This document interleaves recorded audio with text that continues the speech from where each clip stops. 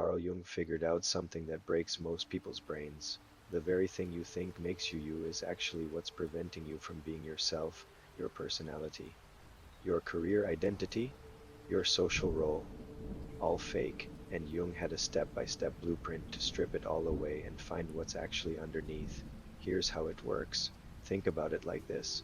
You know those Russian nesting dolls? The ones where you open one doll and there's another smaller one inside, and another, and another. Jung realized that's exactly what we are, except we've been living our entire lives thinking we're the outermost doll.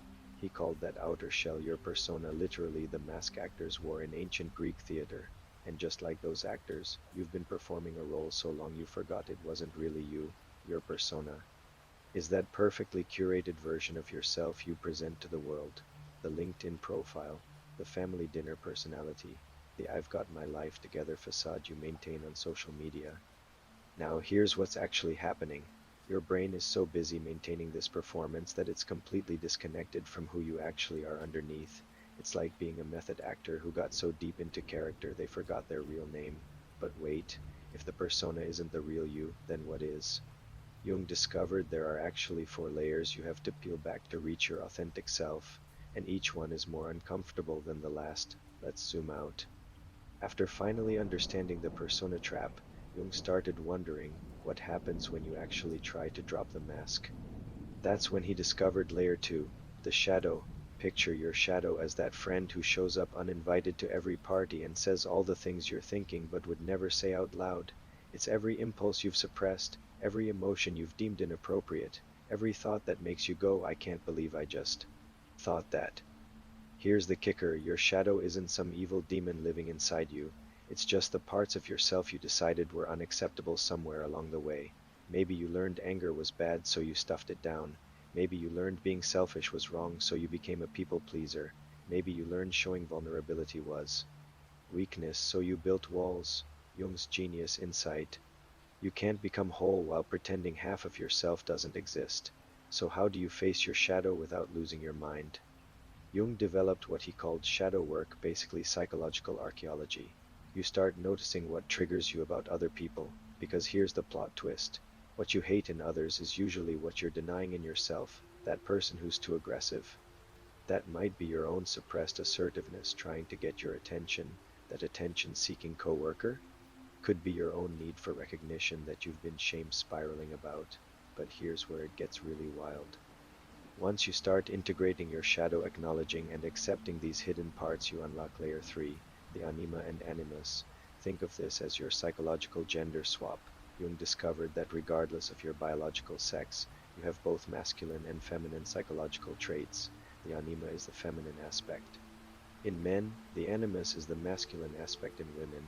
And before you roll your eyes at masculine and feminine traits, Jung wasn't talking about wearing pink or blue. He meant things like anima traits, intuition, emotional depth, creativity, receptivity, nurturing animus traits, logic, assertiveness, goal orientation, analysis, independence. Most people heavily favor one side and completely neglect the other. The workaholic executive who can strategize a hostile takeover but can't access their own emotions. Overdeveloped animus, neglected anima, the people pleaser who can read everyone's feelings but can't make a decision to save their life. Overdeveloped anima, neglected animus. Jung realized that true psychological maturity means integrating both sides. The most powerful people aren't those who are purely masculine or feminine, they're the ones who can access both when the situation calls for it. Now here's what's actually happening as you work through these layers. You're not becoming someone different. You're becoming more completely yourself. But wait, what does that mean for the final layer? This is where Jung blew everyone's minds. Layer 4 is what he called the self, capital S, not your ego self, not your persona self, but the self that's been orchestrating this whole journey from behind the scenes. Picture it like this. Remember The Wizard of Oz? Dorothy spends the whole movie thinking she needs the wizard to get home, only to discover she had the power all along. The self is like that, it's the part of you that's been there the entire time, patiently waiting for you to stop looking everywhere else. Jung described the self as the archetype of wholeness, the integration of all your parts, conscious and unconscious, light and shadow, masculine and feminine. It's not something you achieve. It's something you uncover, and here's the mind-bending part. Jung believed the self is actually guiding your individuation process, those random life events that forced you to confront your shadow, the relationships that triggered your anima or animus issues, the crises that shattered your persona. Not random at all. The self was orchestrating your wake-up calls. But here's where most people get stuck. They think individuation is a destination. Like once you've found yourself, you're done.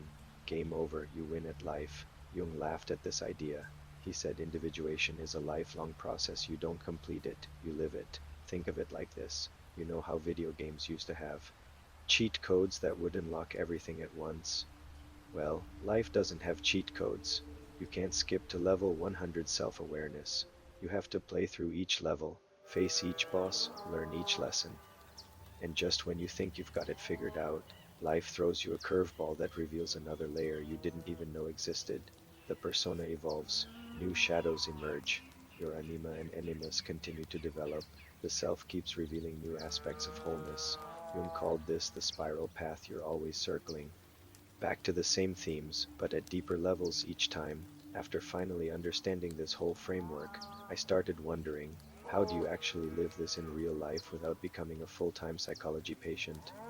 Jung had some surprisingly practical advice. First, pay attention to your dreams.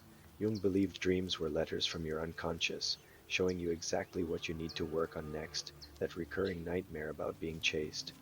Your shadow trying to get your attention, that weird dream where you're the opposite gender, your anima or animus knocking on the door. Second, notice your projections. What you love and hate in others is usually what you love and hate in yourself. Your strongest emotional reactions are breadcrumbs leading you back to your own psyche. Third, engage in what Jung called active imagination, basically having conversations with different parts of yourself. Sounds weird, but it works. Talk to your inner critic, your inner child, your shadow, your anima or animus. Ask them what they need, what they're trying to tell you. And finally, Jung emphasized the importance of finding your own symbols and meaning, not the meaning someone else prescribed for you, but the meaning that emerges from your own unique journey. Because here's the thing about individuation, it's not about becoming perfect, it's about becoming whole. And wholeness includes the messy parts, the contradictory parts, the parts that don't make sense to anyone else. Jung once said, the privilege of a lifetime is to become who you truly are, not who your parents wanted you to be, not who society expects you to be, not even who you think you should be, who you actually are, underneath all the layers, behind all the masks, beyond all the stories you've been telling yourself. So yeah, now you know how Jung's individuation process actually works, the step-by-step psychological archaeology that turns you from a walking persona into an integrated human being. You're welcome. That's gonna cost you one subscribe or a comment below telling me which layer you think you're currently working on, if you want. To go deeper into shadow work specifically, this video right here breaks down Jung's techniques for facing your dark side without losing your sanity. Trust me, you'll need it.